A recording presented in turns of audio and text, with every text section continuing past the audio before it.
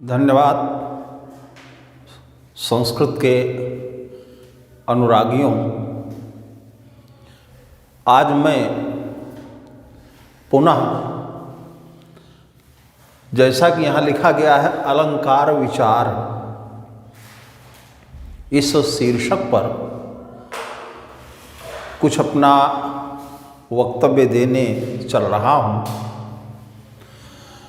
यह अलंकार शब्द ऐसा है जिसके अनेक अर्थ हुआ करते हैं। अलंकार के लक्षण के रूप में अनेक आचार्यों ने अपने अपने मत प्रस्तुत किए हैं, किंतु सामान्य रूप में अलंकरोतीत्यलंकारः, जो अलंकृत करे, जो सुशोभित करे, वही अलंकार हुआ करता है। आचार्य मम्मट ने काव्य प्रकाश के अष्टम उल्लास में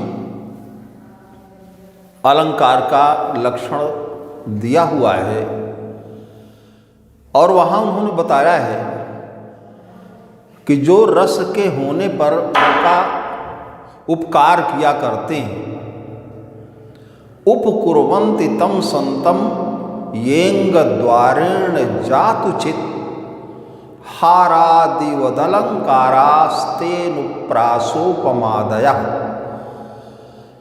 हार आदि के समान ही ये अलंकार होते हैं।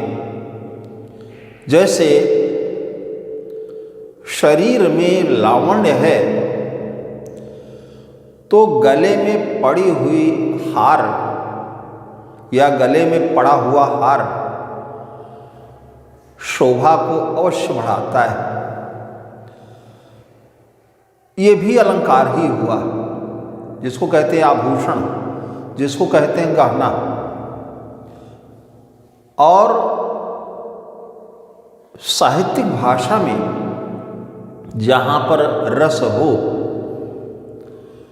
और जो रस के उपकार करते हैं, उपकुर्वन्ति तम संतम, वो अलंकार हुआ करते हैं। मैंने इसके पहले भी वीडियो बनाया है और उसमें दिखाया है कि यह अलंकार त्रिविध रूप में आचार्य मम्मट के द्वारा स्वीकृत हैं। शब्दालंकार, अर्थालंकार और उभयालंकार। सामान्य रूप में हम संक्षेप में चर्चा आज भी कर दे रहे हैं कि जो अलंकार शब्द का अनुसरण करते हैं वहाँ पर शब्दालंकार होता है। कोई श्लोक हो, कोई गद्य हो, और जहाँ अलंकार आपको दृष्टिगत होता है, यदि वहाँ उस शब्द के स्थान पर या पद के स्थान पर अन्य पद को रख देते हैं, अलंकार यदि हट जाता है तो वहाँ पर निस्संदेह शब्दालंकार ही हुआ करता है, इसलिए कि वह अलंकार शब्द का अनुसरण कर रहा है। लेकिन जहाँ पर आप शब्द का पर्याय रख भी दें और अलंकार में कोई हानि न हो, वहाँ पर अर्थालंकार का विषय होता है। इसे साहित्यिक भाषा में कहा गया है, यत्र तु शब्द परिवर्तनेप्यलंकारो न हीयते सोर्थालंकारः, कि जहाँ आप शब्द का पर्याय भी रख दें और अलंकार में कोई हानि नहीं होती है, वहाँ पर अर्थालंकार हुआ करता है।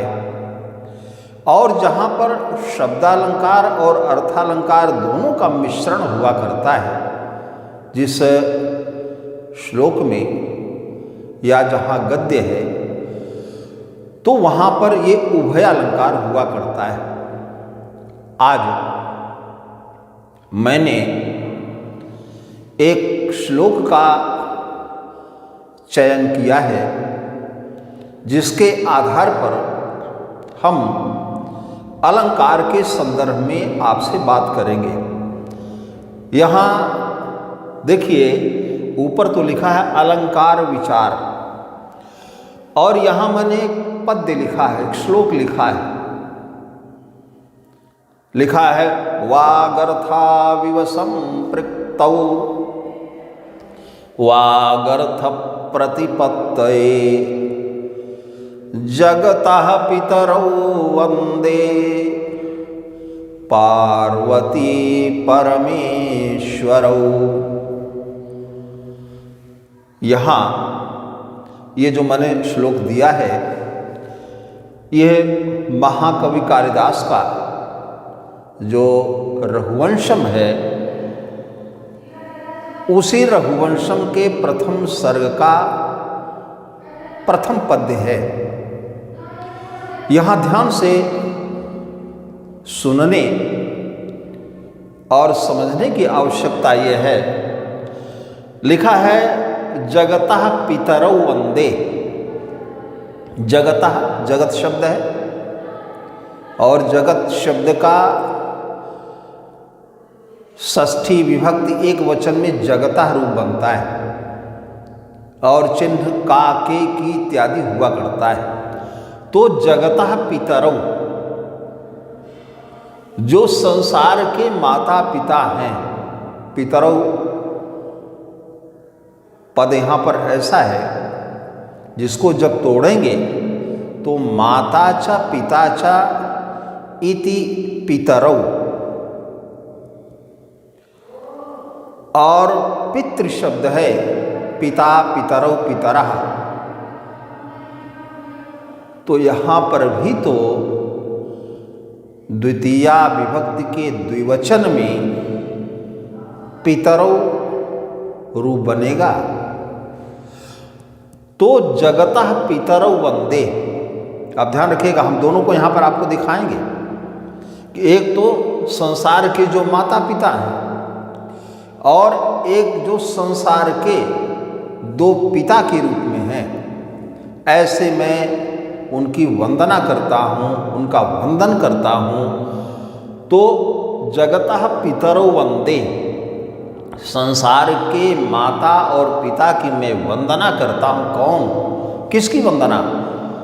पार्वती परमेश्वरौ, कि जो पार्वती हैं और जो परमेश्वर हैं, क्रमशः जो पार्वती माता हैं और परमेश्वर जो पिता हैं, ये दोनों क्रमशः पार्वती जगन माता और परमेश्वर जगत पिता के रूप में कहे जाते हैं। यहाँ पर पूर्वार्ध के प्रथम चरण में वागर्थाविव संपृक्तौ इव पद आया है, जो उपमा का वाचक है। आचार्य मम्मट ने दिखाया है साधर्म्यम उपमा भेदे। साधर्म्य होना उपमा अलंकार है यदि उपमान और उपमेय दोनों भिन्न भिन्न हुआ करते हैं। तो यहाँ पर अच्छा, दूसरी बात कि उपमा अलंकार के दो भेद बनते हैं, एक पूर्णोपमा और दूसरा उपमा का भेद होता है लुप्तोपमा।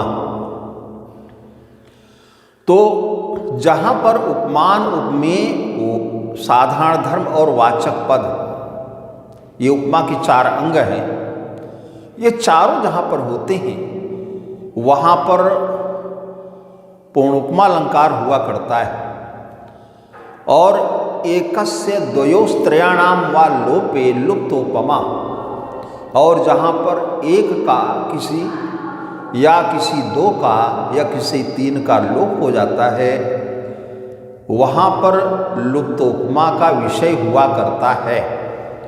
यहाँ अलंकार का क्षेत्र वागर्थाव्यू। अब देखिए, मैंने अभी बताया कि उपमा के 4 अंग होते हैं। मैंने क्रमशः इसमें 1, 2, 3 और 4 ये दिखाया है। इसको हम संख्या के रूप में भी कर दे रहे हैं। पहला, दूसरा, तीसरा और यह है चौथा। उपमा अलंकार।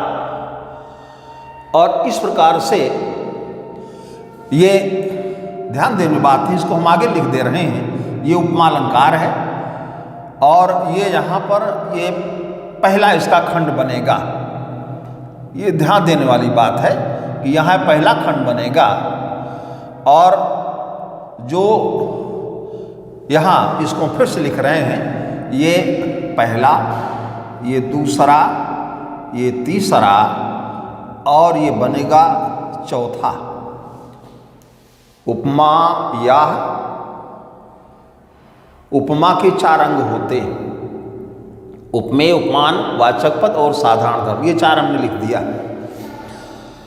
अब इसमें कैसे दिखाएंगे कि कहाँ क्या उपमेय है, कहाँ क्या उपमान है।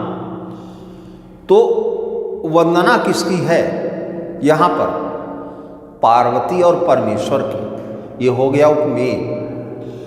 और उपमान क्या है? वागर्थ, वाक् च अर्थ च, शब्द और अर्थ। और वाचक पद क्या है? इव है। और यहाँ पर साधारण क्या है? संपृक्त होना, मिश्रित होना।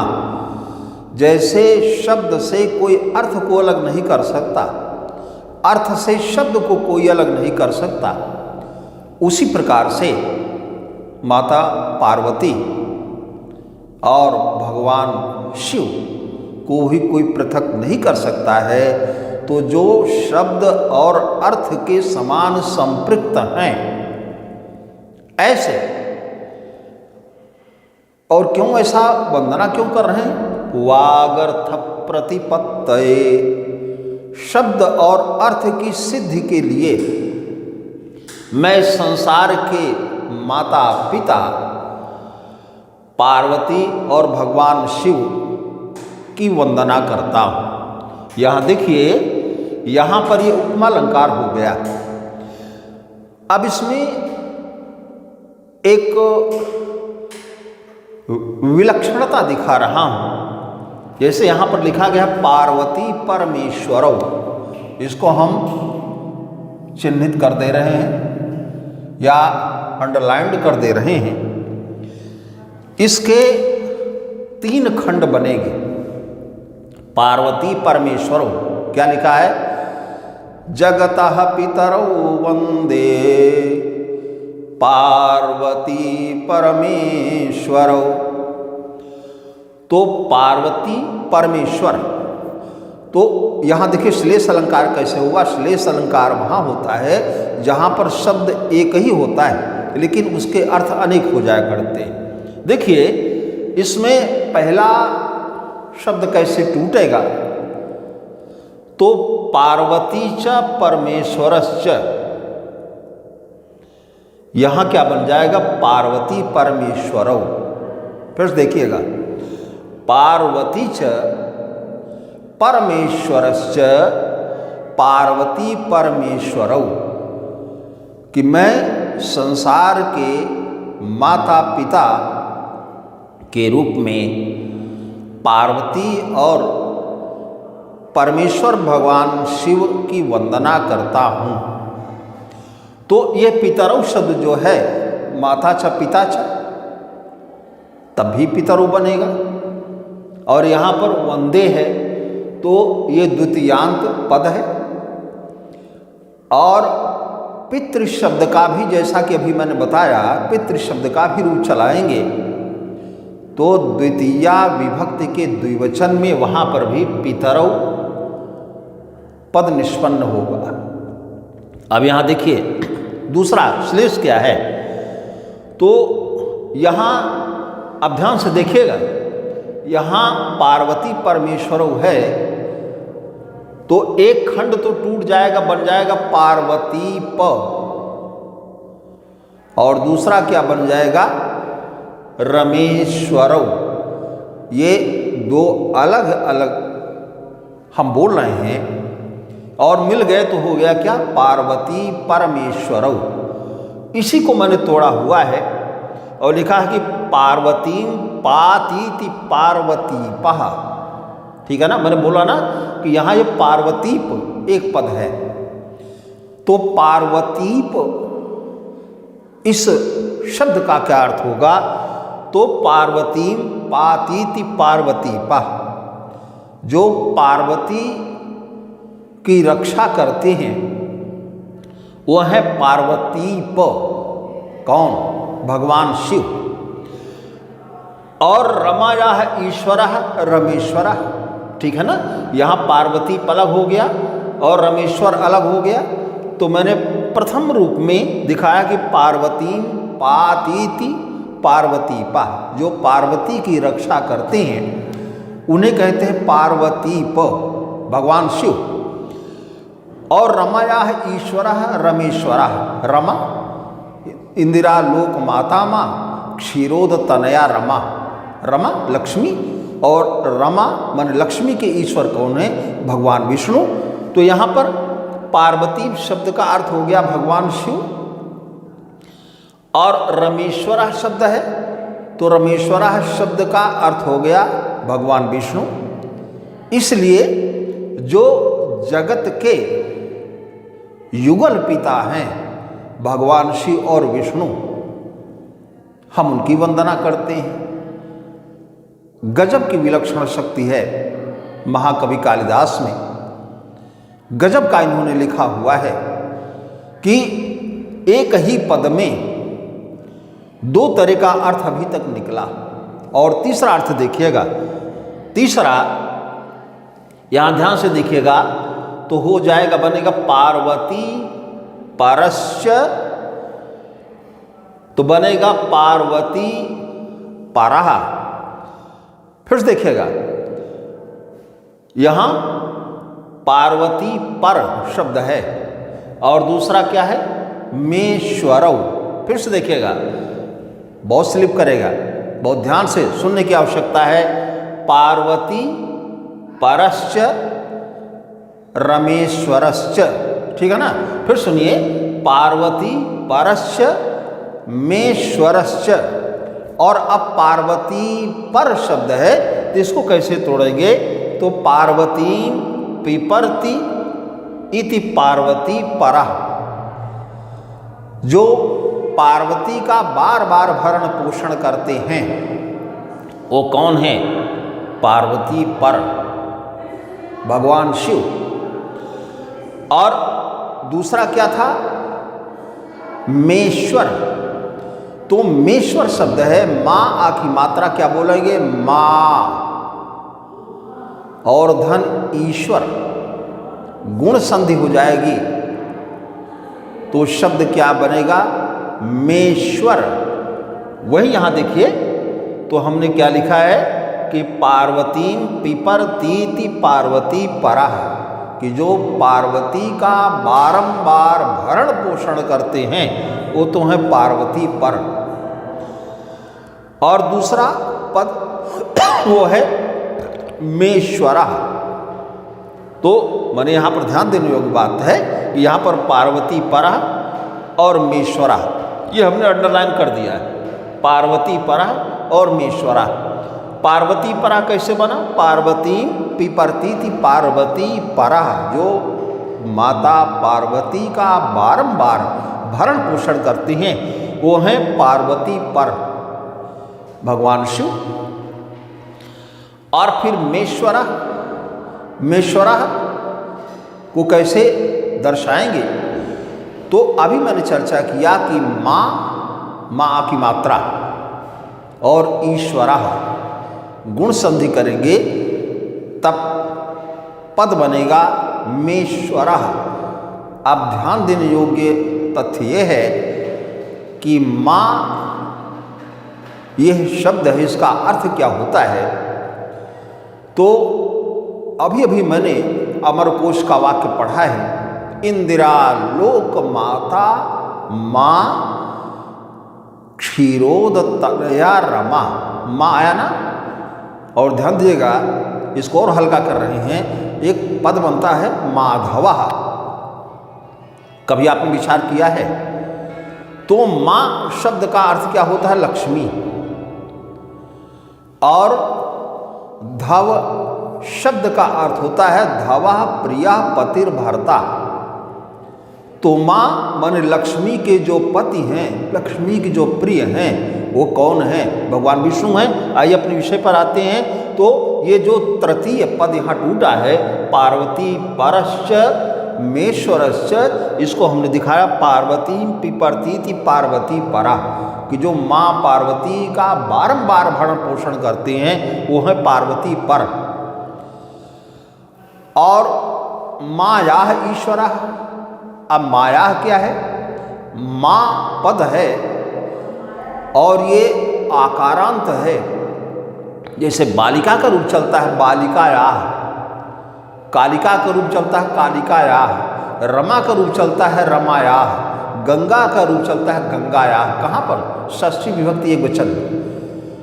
उसी प्रकार से माँ पद है, माँ शब्द है, और इसका जब रूप चलाएंगे षष्ठी विभक्ति एक वचन में तो बनेगा मायाः ईश्वरः, कि जो लक्ष्मी के ईश्वर हैं उनको क्या बोलेंगे? स एव मेश्वरः, वे ही मेश्वर हैं। तो मेश्वर इस पद का अर्थ क्या होगा? भगवान विष्णु। और पार्वती पर इस शब्द का अर्थ क्या होगा? भगवान शिव। तो गजब की विलक्षण प्रतिभा महाकवि कालिदास में थी। यह पद्य, यह श्लोक बहुत ही छोटा है, अनुष्टुप यहाँ पर है, और सामान्य रूप में तो यहाँ पर यह कालिदास ने भगवान शिव और माँ पार्वती की वंदना किया है, इसलिए कि सभी विद्याओं के आचार्य भगवान शिव हैं। ये माता च पिता च जब तोड़ेंगे तब पितरौ पद बनेगा। और जब आप पितृ शब्द का द्वितीया विभक्त द्विवचन में रूप चलाएंगे तो वहाँ पर भी पितरौ वंदे, मैं संसार के युगल पिता की वंदना करता हूँ, तब ये दो पद वहाँ पर टूट करके बन जाएंगे। फिर से आप ध्यान देंगे, पार्वती पह, और फिर अगला है यहाँ पर रमेश्वरा। और ये पार्वती पह कैसे बनेगा? पार्वती पाती थी पार्वती पह, और रमया ईश्वरा रमेश्वरा। और फिर क्या है? पार्वती परह और मेश्वरा। पार्वती परह शब्द कैसे बनेगा?